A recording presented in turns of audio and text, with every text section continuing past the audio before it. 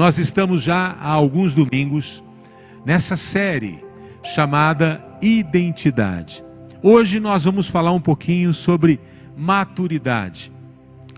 Nós estamos falando que ter consciência de qual é a nossa identidade é fundamental para que tenhamos uma vida cristã que faça sentido. E nós vamos falar hoje sobre maturidade. É o nosso destino. A maturidade é o propósito de Deus para as nossas vidas.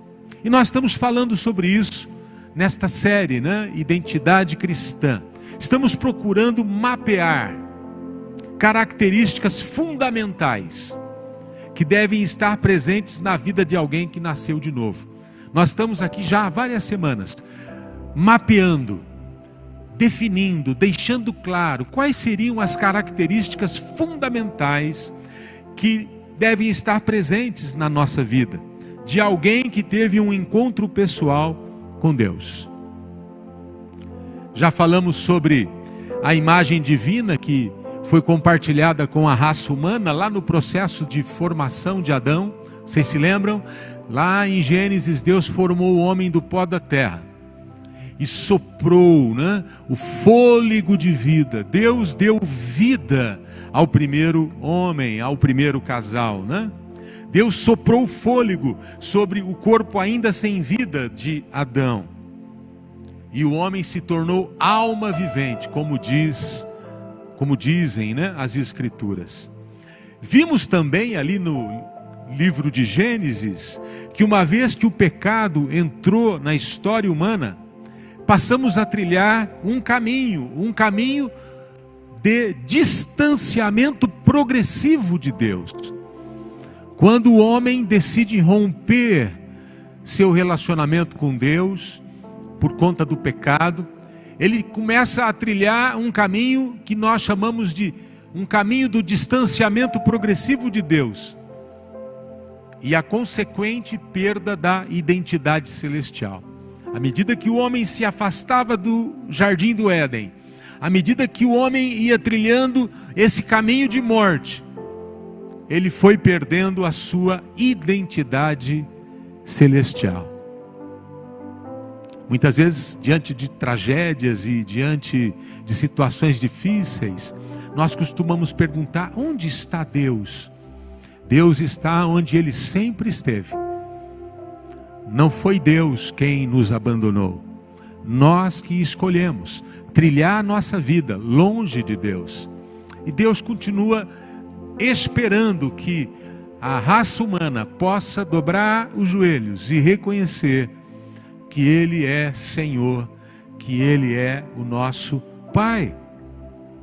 Com o passar do tempo, à medida que o homem fez essa escolha, Deus, o Pai, não seria mais reconhecido nem visto em seus filhos. Poucas gerações depois, na verdade, a primeira geração de Adão e Eva, Caim e Abel, já apresenta problemas, homicídio, ciúme, inveja, morte. E essa decadência espiritual, esse distanciamento espiritual produz decadência moral e social. O distanciamento de Deus, pouco a pouco, foi minando quem de fato nós somos, foi obscurecendo a nossa identidade, ao ponto de nos tornarmos como seres humanos irreconhecíveis. Mas aqui, felizmente, nós temos uma boa notícia. Temos uma boa notícia. Esse não foi o fim da história. Quando nós rompemos com Deus lá no passado, Deus não desistiu da gente. A Bíblia diz que Deus amou o mundo, seus filhos, de tal maneira, de uma forma tão intensa, que enviou seu único filho, Jesus, a este mundo, para que através da fé nele pudéssemos ter de volta aquilo que o caminho do pecado roubou da vida humana. Essa é a boa notícia. Em Jesus Cristo, eu e você podemos ter de volta aquilo que o pecado roubou da nossa vida. Nossos pecados todos eles foram perdoados na cruz do Calvário. Todos eles. Toda culpa e maldição foram removidas, sinalizando que uma nova aliança, uma nova oportunidade, um novo dia estaria disponível pela fé na pessoa de Jesus. Uma nova aliança. Hoje, no final aqui da nossa reunião, nós vamos celebrar juntos a ceia, né? Suco e o pão que representam essa nova aliança. Mas eu quero começar a minha reflexão com vocês hoje, lendo João capítulo 1, verso 35 a 42. Abra sua Bíblia em João capítulo 1, verso 35 a 42.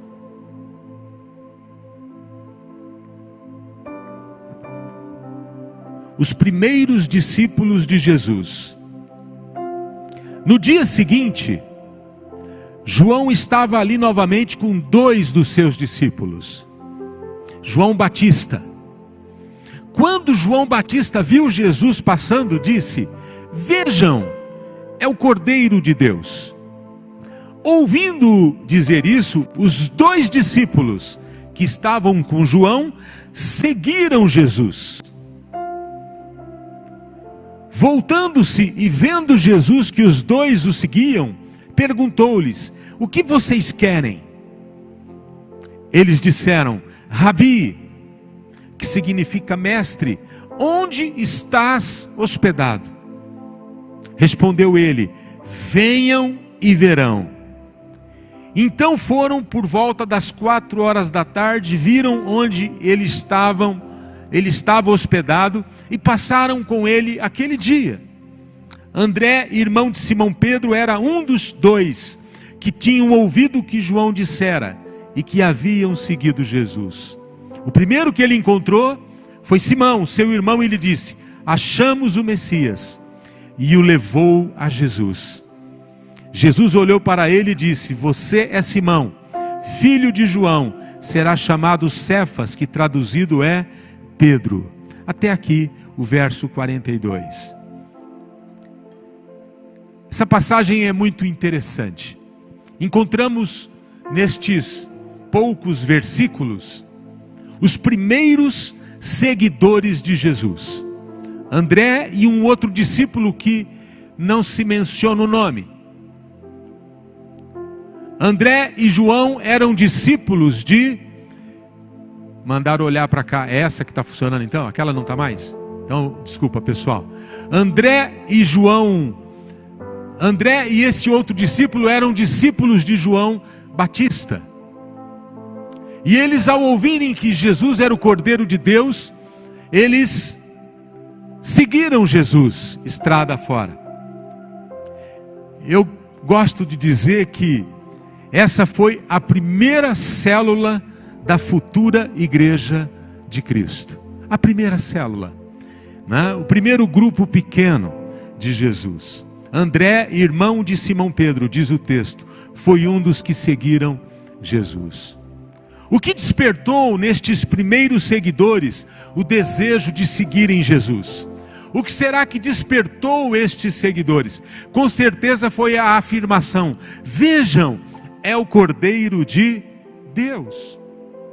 No dia anterior, né, João capítulo 1 verso 29, no dia anterior João Batista utilizou uma frase ainda mais profunda sobre a identidade de Jesus. Ele disse assim: eis o Cordeiro de Deus que tira o pecado do mundo. Eis o Cordeiro de Deus que tira o pecado do mundo. Quando esses discípulos de João Batista ouviram essa afirmação, eles seguiram Jesus. Um outro profeta, lá no livro de Isaías, 700 anos antes de Cristo, disse assim, Isaías capítulo 53, verso 7.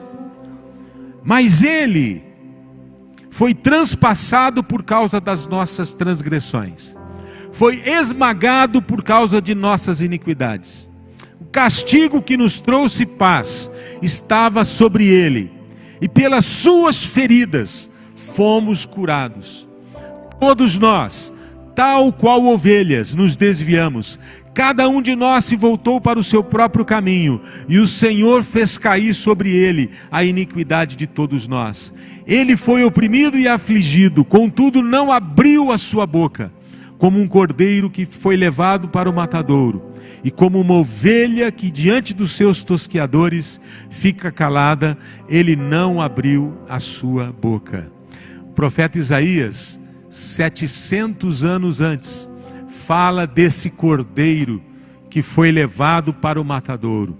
João Batista e André e esses outros discípulos, sem dúvida nenhuma, se lembravam dessa profecia tão antiga. E quando João Batista diz: eis o Cordeiro de Deus, eles não têm dúvida, eles estão diante de alguém especial. Na mente daqueles homens, tudo ficou claro num instante, e eles não tiveram a menor dúvida: vamos segui-lo, queremos ouvi-lo e conhecê-lo mais profundamente. Essa é a nossa oportunidade. Talvez para alguns, nessa manhã, você que nos assiste pela internet, talvez esta manhã, essa tarde, essa noite, eu não sei que hora que você vai estar me acompanhando, talvez esta seja a sua oportunidade. E se o Espírito Santo está falando ao teu coração, abra o coração, né? Felizes, bem-aventurados são aqueles que, ao ouvirem sobre a salvação que há em Cristo, imediatamente se dispõem a segui-lo. Felizes aqueles que, ao ouvirem sobre Jesus, o seguem. Essa é a origem da igreja cristã. Reconhecer Jesus como Senhor e segui-lo. Uma igreja que nasce pela força da revelação de quem é Jesus Cristo e da firme disposição de pessoas em seguir o Mestre. Aqui nós começamos a tocar em alguns pontos tão importantes para a nossa vida em direção à maturidade, em direção a esse caminho. Ao perceber a aproximação de André e seu amigo, Jesus diz: o que vocês querem? Jesus percebeu que aqueles homens o estavam seguindo com interesse. Jesus percebeu que aqueles homens o estavam seguindo com alguma intenção. E Jesus para e diz para eles: o que vocês querem, meus amigos? Surpresos com aquela palavra de Jesus, eles dizem: Rabi, mestre, que poderia ser traduzido como meu honroso Senhor. Essa palavra Rabi, ela era uma palavra usada para reconhecer um mestre, para reconhecer e honrar alguém. Então aqueles homens estavam dizendo: meu honroso Senhor. E eles agora emendam uma pergunta: onde o Senhor está hospedado? Onde é que o Senhor mora? Onde fica a sua casa? Jesus diz para eles algo muito bacana aqui: venham e verão. Eu chamo sua atenção para isso. É assim que Jesus chama os seus primeiros discípulos, convidando-os para estarem com Ele e para conhecerem sua intimidade. Eu repito sempre, cristianismo não é uma religião, cristianismo é um relacionamento, né? Jesus se aproxima e nos convida para estar com Ele. Me lembro daqueles dois homens na estrada de Emaús, né? Logo depois da morte de Jesus, eles estão indo para Emaús, uma cidade que ficava a alguns quilômetros de Jerusalém. Eles estão tristes e decepcionados, estão naquele caminho de tristeza. Jesus, já ressurreto, aparece e começa a andar com eles. E Jesus começa a ter uma conversa com eles. E a conversa era boa, eles foram percebendo algo no interior deles. Eles não reconheceram Jesus, eles estavam tão dominados pela tristeza e pela dor que não reconheceram Jesus. E quando eles se aproximam da casa, Jesus faz como quem vai embora. Eles dizem: fica conosco mais um pouco. Jesus entra com eles na sala e eles sentam na mesa e eles partem o pão, e quando Jesus parte o pão, os olhos deles são abertos.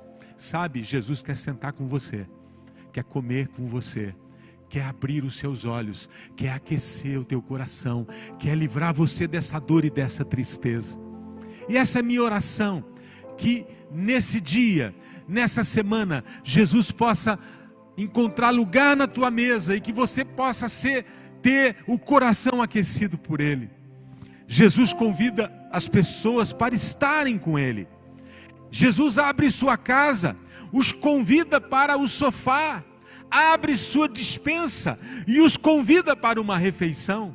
Venham, entrem na minha casa, participem da minha mesa. Cristianismo acontece na Bíblia muitas vezes ao redor de uma mesa, ao redor de uma refeição. Jesus se revela aos seus discípulos numa praia, Ele faz uma fogueira, Ele aquece alguns pães e peixes e chama os amigos para se sentar com Ele. Jesus quer sentar-se com você. Muita gente, muitas famílias estão passando por momentos tão difíceis. Profissionais da saúde estão no limite, estão esgotados. Eu quero declarar que Jesus possa sentar-se com você nesta semana, possa acender uma fogueira e você possa comer com Jesus e que você possa experimentar a presença viva dEle. Nessa manhã, nessa semana, que Deus possa estar com você. É por isso, meus irmãos, que nós escolhemos ser uma igreja em células, que se reúne nos lares, em grupos pequenos. Toda semana nós nos reunimos num grupo de 5 a 10, 12 pessoas, e nós lemos a Bíblia, nós oramos, nós compartilhamos o pão, nós participamos juntos de algumas refeições, porque isso é vida cristã. Atualmente nós estamos fazendo online, porque é o que é permitido, mas mesmo online, nós estamos lá olhando uns para os outros, estamos ali chorando e rindo, abençoando e orando, lendo a Bíblia, compartilhando nossa alegria e nossa dor. Isso é vida cristã. Em Mateus capítulo 11, verso 28, temos um outro convite, né? E você viu que Jesus convidou André e aquele discípulo para vir para a casa dele. Agora tem um convite que Jesus faz para todo mundo, para todos nós. Olha o que ele diz, Mateus 11, 28. E se você está cansado, sobrecarregado, esse convite é para você de forma muito particular. Venham a mim, diz Jesus, todos vocês que estão cansados e sobrecarregados, e eu lhes darei descanso. Tomem sobre vocês o meu jugo e aprendam de mim, pois sou manso e humilde de coração, e vocês encontrarão descanso para as suas almas, pois o meu jugo é suave e o meu fardo é leve. Jesus está dizendo para todos nós, para você, meu amigo, talvez você que está nos acompanhando pela primeira vez aqui, Jesus está dizendo: venham. Você que está cansado, sobrecarregado, venha. Aprenda comigo. Meu fardo é leve, meu jugo é suave. Vem andar comigo e você vai encontrar descanso para a sua alma. Jesus está dizendo: eu compartilharei com você tudo o que o Pai me ensinou. Jesus quer ser seu amigo. Eu gosto muito de João 15:5, quando Jesus diz aos seus discípulos: eu já não chamo vocês servos, mas agora eu vos tenho chamado de amigos. Você já parou para pensar nisso? Você é amigo de Jesus, amigo de Deus. Ser um seguidor, né? Nós falamos que André e aquele outro discípulo seguiram Jesus. Ser um seguidor, tem uma imagem aí para você. Ser um seguidor é muito diferente de ser um frequentador dos cultos. Ser um seguidor não é apenas frequentar uma igreja regularmente, nem adotar comportamentos e linguagem evangélica, embora tudo isso acabe acontecendo, mas ser um seguidor é tornar-se cada dia mais parecido com Jesus e amar o que Deus ama. Vou repetir, ser um seguidor é tornar-se a cada dia mais parecido com Jesus e amar o que Deus ama. tem uma frase de um livro que eu li há muito tempo atrás, do John Ortberg, essa frase que aparece na tua tela: a tarefa mais importante da vida não é o que você faz, mas quem você se torna. Sabe, mais importante do que aquilo que você faz para Deus, é quem você se torna. Quem você se torna. E quem você se torna depende muito de com quem você anda. Nossos pais já diziam isso há muito tempo atrás, né? Diga-me com quem andas e eu direi quem você vai ser. Acho que é assim, já faz tempo que eu ouvi isso dos meus pais. Mas o Ortberg diz: quem você se torna depende muito de quem você anda. Por isso que ser um seguidor é diferente de ser um frequentador. Ser um seguidor é diferente de apenas vir aos cultos. É ter uma firme disposição de tornar-se semelhante a Jesus. E aí cabe uma pergunta, né? Como posso saber se tenho sido um seguidor de Jesus? Como posso saber? Primeiro ponto, veja aí na sua tela. Você está se tornando mais parecido com Jesus? Cada dia que passa, você está se tornando mais parecido com Jesus?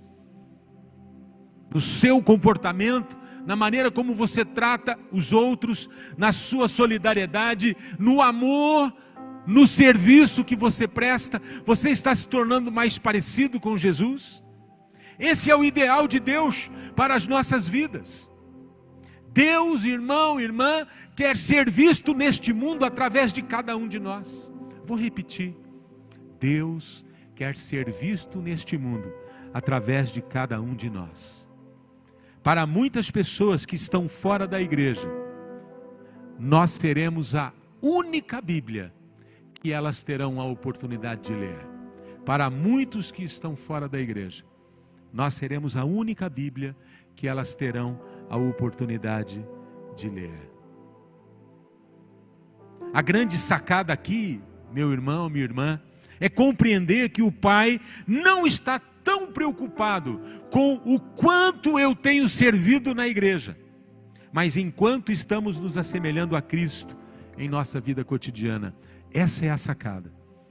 Deus, o Pai, não está preocupado com o quanto eu tenho servido na igreja. Isso é bom, é importante, mas enquanto eu estou me tornando semelhante a Cristo em meu dia a dia, o serviço a Deus, tudo que eu faço para Deus, quando eu toco o louvor, quando eu prego, quando eu sirvo na diaconia, quando eu sirvo na mídia, isso só faz sentido se este serviço coopera com o Espírito Santo na restauração de minha identidade celestial e me conecta com o propósito de Deus para a minha vida.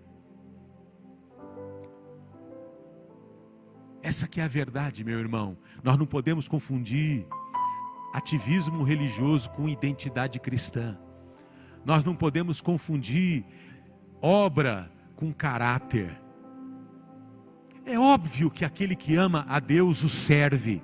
É óbvio que aquele que ama a Deus procura servi-lo de todo o coração. Aliás, a Bíblia diz que tudo que eu faço para Deus, eu tenho que fazer com excelência.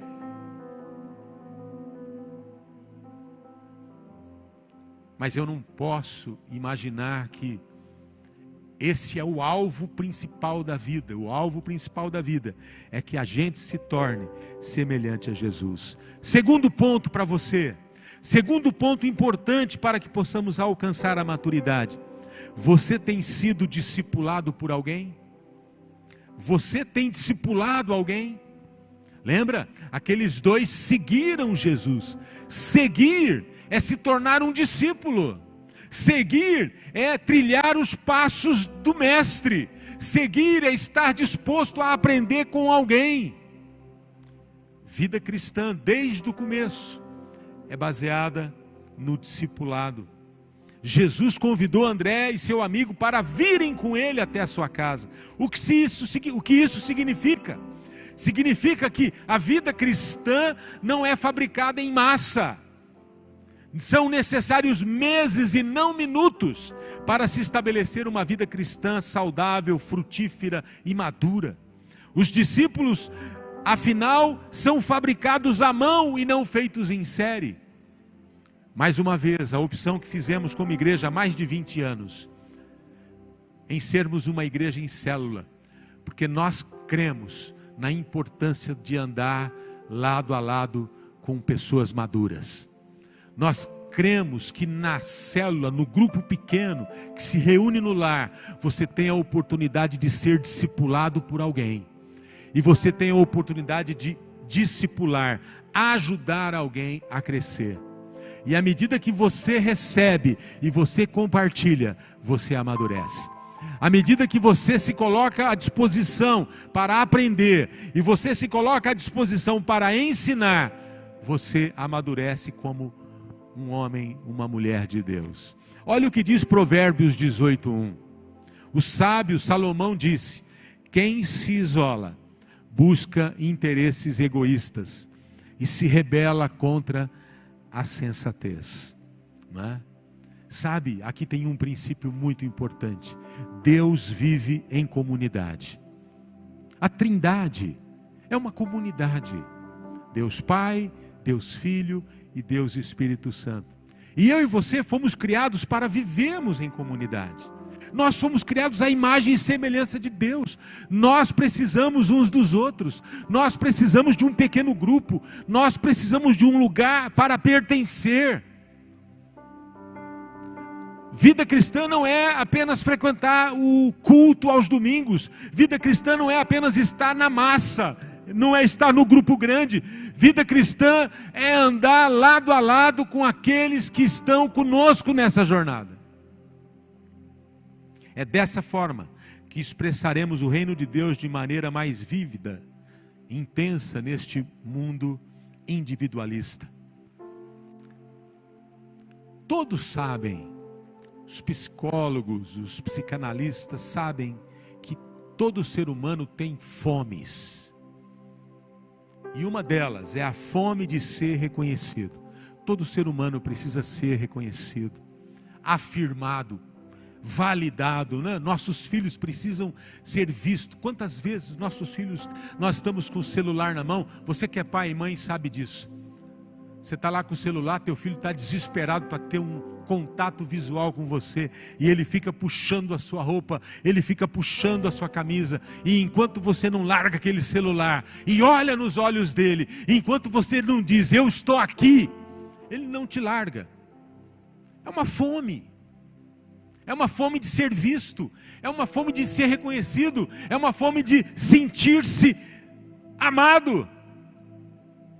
E ali, em minha célula, um pequeno grupo de pessoas que se reúne toda semana para orar e ter comunhão, podemos encontrar um lugar para pertencer e ser mais humano.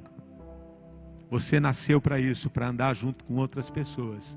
E o terceiro e último ponto para a gente encerrar, que me levará até a maturidade. O primeiro ponto, cada dia nos tornamos mais semelhantes a Jesus. O segundo ponto, nós precisamos ser discipulados e discipular, andar com pessoas. E o terceiro ponto, nós precisamos amar o que Deus ama. Sabe, meu irmão, minha irmã, você que nos acompanha, você precisa descobrir o que Deus ama e amar aquilo que Deus ama. O que Deus ama? Alguém pode perguntar. Primeira coisa que Deus ama a vida. Você pode dizer isso comigo? Deus ama a vida. Lá em Gênesis está escrito, no 7º dia, ao concluir sua obra, Ele descansou. Lembra disso? Deus descansou.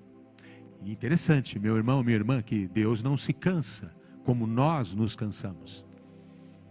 Deus é um ser espiritual.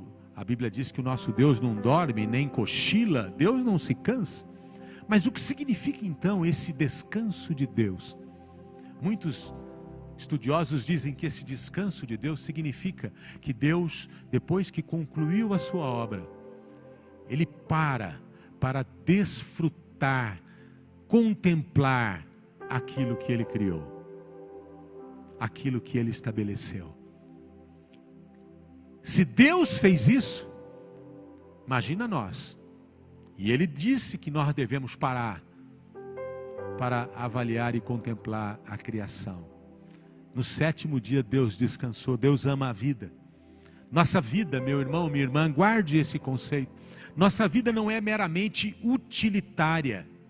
Deus dá exemplo a todos nós ao descansar de sua obra. Não fomos criados apenas para desempenharmos nossas atividades e obrigações, mas para celebrarmos a vida ao lado de quem amamos. Você foi criado para celebrar a vida ao lado de quem você ama, começando pela sua família. A vida não é só trabalho, a vida não é só atividade, a vida é celebração, é reunir-se para celebrar o que Deus tem feito por nós e em nós. Faça festa, celebre as pequenas vitórias e avanços, celebre quando novas pessoas chegam à sua célula, celebre a alegria do outro. Deus ama celebrações. Agora nós estamos impedidos, né? Sem aglomeração. Tem muita gente sem noção promovendo aglomerações, e isso tem causado um grande problema para o Brasil, para muita gente. Os hospitais estão lotados, as pessoas têm tido desrespeito às regras. Eu encorajo você que é filho de Deus, use máscara, use álcool gel, evite aglomerações. É tempo de aquietar-se, é tempo de sossegar-se, é tempo de recolher-se. A gente sabe que tem muita gente que tem que sair todo dia para ganhar o seu pão, tem que sair para trabalhar, é assim. Nós vamos ter que lidar com isso, conviver com isso, mas se você pode, use sempre máscara, né? Tome os cuidados que têm sido trazidos. Vamos crer que logo isso tudo vai passar. Mas o Deus da Bíblia é um Deus que ama a vida, né? Deus ama pessoas, Deus ama gente, Deus ama estar com pessoas. Jesus conta uma parábola em Lucas 14:16 que ilustra isso, como é o coração de Deus. Deixa eu ler para você, Lucas 14:16. É uma parábola que ilustra o coração de Deus. Certo homem estava preparando um grande banquete e convidou muitas pessoas. Na hora de começar, enviou seu servo para dizer aos que haviam sido convidados: venham, pois tudo já está pronto. Mas eles começaram um por um a apresentar desculpas. O primeiro disse: acabei de comprar uma propriedade e preciso ir vê-la. Por favor, desculpe-me. Outro disse: acabei de comprar 5 jutas de boi e estou indo experimentá-las. Por favor, desculpe-me. Ainda outro disse: acabo de me casar, por isso não posso ir. O servo voltou e relatou isso ao seu senhor. Quanta gente tem apresentado desculpas para não estar na presença de Deus. Quantas pessoas estão arrumando milhares de desculpas para deixar Deus para uma outra ocasião, como nós vemos aqui. Mas olha o que acontece. Então o dono da casa irou-se e ordenou ao seu servo: vá rapidamente para as ruas e becos da cidade e traga os pobres, os aleijados, os cegos e os mancos. Disse o servo: o que o senhor ordenou foi feito e ainda há lugar. Então o Senhor disse: vá pelos caminhos e valados e obrigue-os a entrar, para que minha casa fique cheia. Olha que coisa linda. Deus ama a sua casa cheia. Deus ama a sua casa cheia. O banquete está preparado, está tudo preparado, como a parábola nos mostra. Nosso papel como igreja é sermos como esse servo da parábola, que vai pelas ruas, vielas e lugares escuros, em busca de pessoas para a grande festa. O texto diz ao servo, o Senhor diz ao servo: obrigue-os a entrar. Dá para imaginar a expectativa do pai para que seus filhos estejam nesse banquete? Deus não quer que você perca o melhor do que Ele tem para a sua vida. Acredito que essa ênfase deveria nos inspirar na tarefa de compartilhar o Evangelho com os perdidos. Um famoso pregador, já falecido, Reinhard Bonk, escreveu um livro, O Tempo Está Se Esgotando, e ele diz uma frase que é assim: uma das armas favoritas de Satanás é redirecionar nossas prioridades. Ele não se importa com o quanto trabalhamos nas nossas igrejas, contanto que o nosso trabalho nos mantenha longe da pregação do Evangelho, que é o que causaria enormes danos ao seu reino do mal. É tempo da igreja realinhar-se à vontade de Deus, realinhar-se com aquilo que Deus ama. Esse ano nós estamos usando como frase de inspiração para 2021: redefina, realinhe, recomece.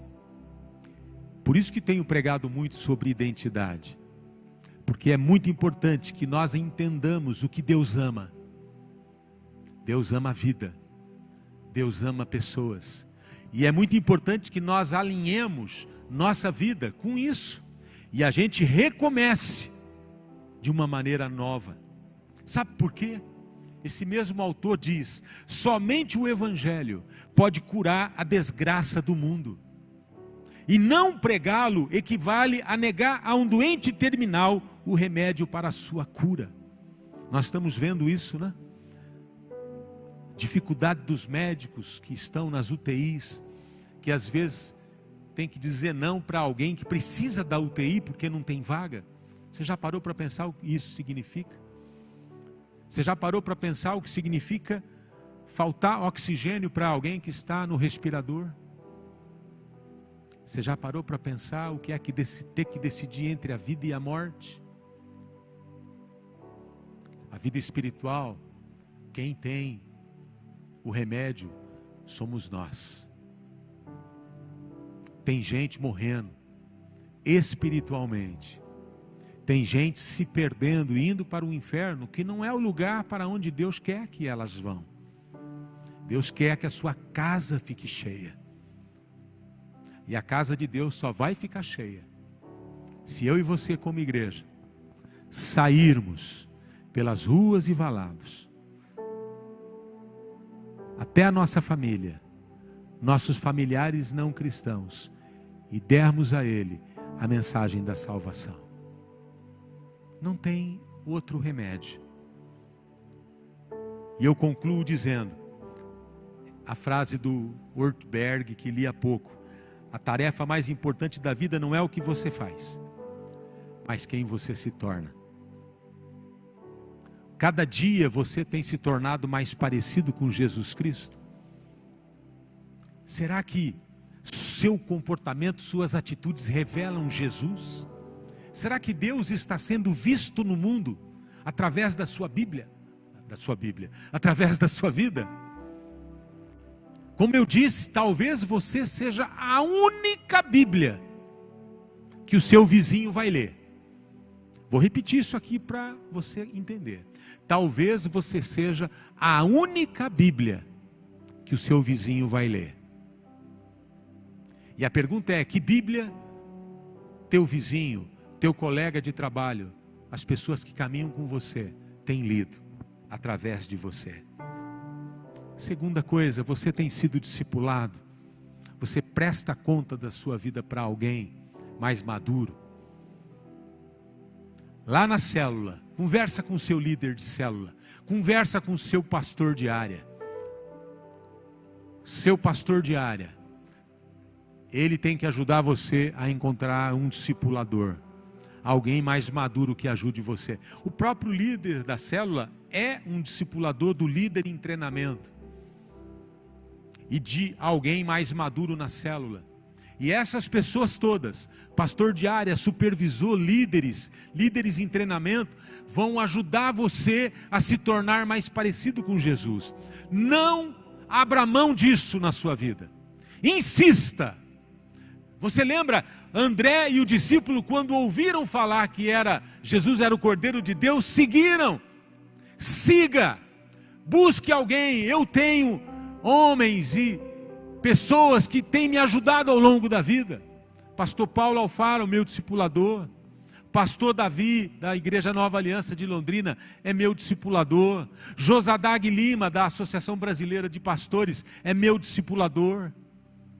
Pessoas com quem eu sento, converso, abro o meu coração, presto contas. Presto contas do ministério, presto contas do meu casamento, porque eu preciso crescer, eu preciso amadurecer, e você também precisa. E terceiro e último ponto, temos amado aquilo que Deus ama? Temos amado aquilo que Deus ama? Eu já disse aqui, Deus ama a vida, Deus ama pessoas. Sabe, essa semana faz algo diferente. Telefona para alguém da tua célula. Dá até para falar por vídeo, pelo WhatsApp. Entra no WhatsApp, chama alguém da sua célula por vídeo. Olhe no olho dele e diga: você é importante para mim. Toma um café online à distância. Toma um cafezinho aqui, ele toma de lá. As pessoas têm fome de serem reconhecidas, de serem vistas. Nós estamos vivendo uma época tão difícil, as pessoas nos seus lares, e um vídeo seu, um contato seu, pode ser chuva no deserto, pode ser consolo. Não dá para o pastor ligar para todo mundo, mas nós como igreja podemos ligar uns para os outros. Liga para o teu líder de célula, faz um vídeo com ele, 5 minutinhos, faz uma oração, ora o Pai Nosso juntos. Não sei o que falar, ora o Pai Nosso. Diga que você está com saudade. Diga: tenho saudade de você, da gente estar junto, dos nossos churrascos. Isso vai voltar, mas nós temos fome disso, gente. Nós precisamos disso. Eu tenho reunião online às 6h15 toda terça, reunião online quarta, 12h15, reunião online quarta à noite, temos célula. E eu gosto quando entra todo mundo lá no aplicativo e deixa as telas aparecendo. Tem gente, porque a internet é ruim, fica só lá um treco lá, mas é gostoso olhar na face das pessoas, ver o sorriso dela do outro lado. Vocês não sabem como é difícil para mim pregar aqui para essa câmera. Eu não posso ver vocês. Eu não sei se você está rindo, se você está chorando, se você está tomando café, se você foi no banheiro, não sei nada. Nós não fomos criados para esse ambiente aqui, não. Nós fomos criados para estar junto. Mas é o que está tendo, é assim que nós vamos. E eu vou estar aqui falando para você todo domingo. Mas liga para alguém. E aqui eu quero dizer para você que é membro dessa igreja, líder de célula, e está nos acompanhando, ou se você é membro da célula, será que tem alguém da tua célula passando dificuldade, meu irmão, minha irmã? Será que tem alguém da tua célula passando fome? Será que tem alguém que não está conseguindo pagar a conta de luz, o aluguel, está sofrendo? Muitos de nós somos privilegiados, eu diria, a maioria de nós temos podido trabalhar, mas tem gente passando aperto. Eu quero desafiar você que é membro dessa igreja. Liga para as pessoas, você sabe aqueles que são mais vulneráveis, liga para ele, você que é líder de célula, mas se você é um membro da célula, liga para aquele irmão, veja se ele está passando alguma dificuldade, fala com o seu líder, fala com o seu supervisor, fala com o seu pastor de área e se mobilize.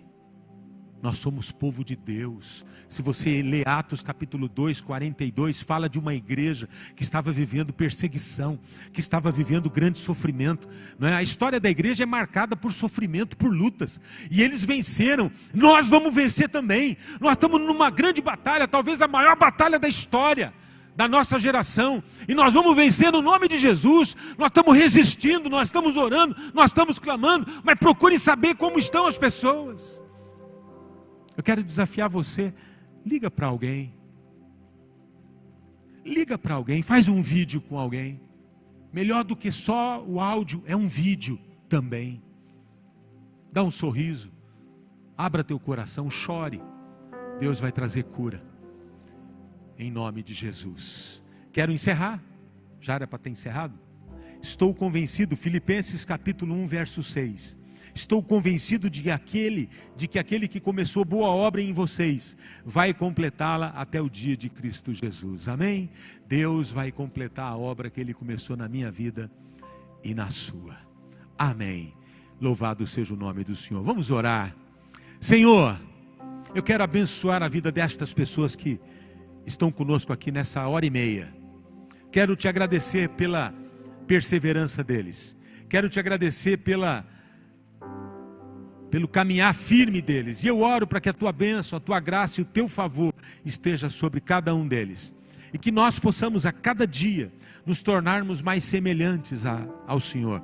Que nós possamos a cada dia, Senhor, caminharmos com alguém, aprendermos com alguém e ajudarmos alguém. E que nós possamos amar aquilo que o Senhor ama.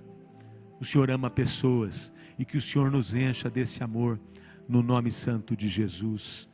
Amém. Amém. Vamos então agora celebrar aqui a ceia juntos, né? Você foi avisado ao longo da semana.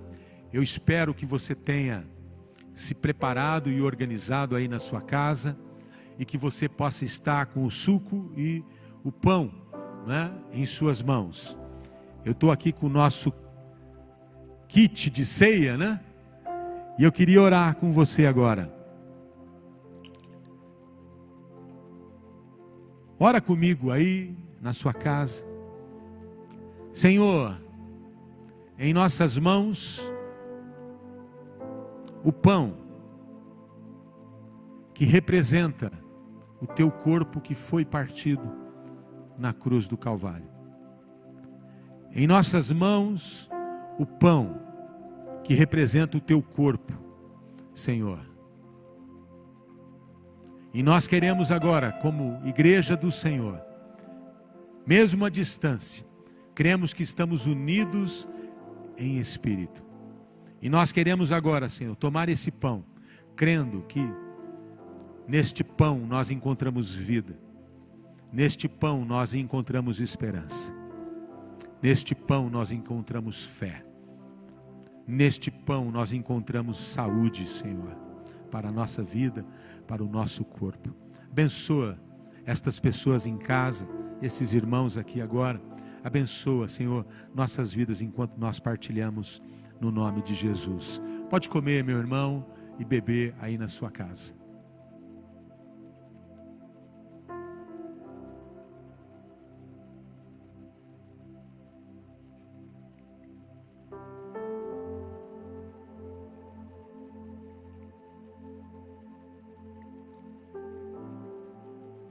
Muito obrigado, Senhor. Muito obrigado por esse tempo. Muito obrigado por esse momento. Nós te agradecemos e te exaltamos por tudo aquilo que o Senhor tem feito e tem sido nas nossas vidas. Abençoa a semana dos meus irmãos, das minhas irmãs, de cada família que está aqui conosco.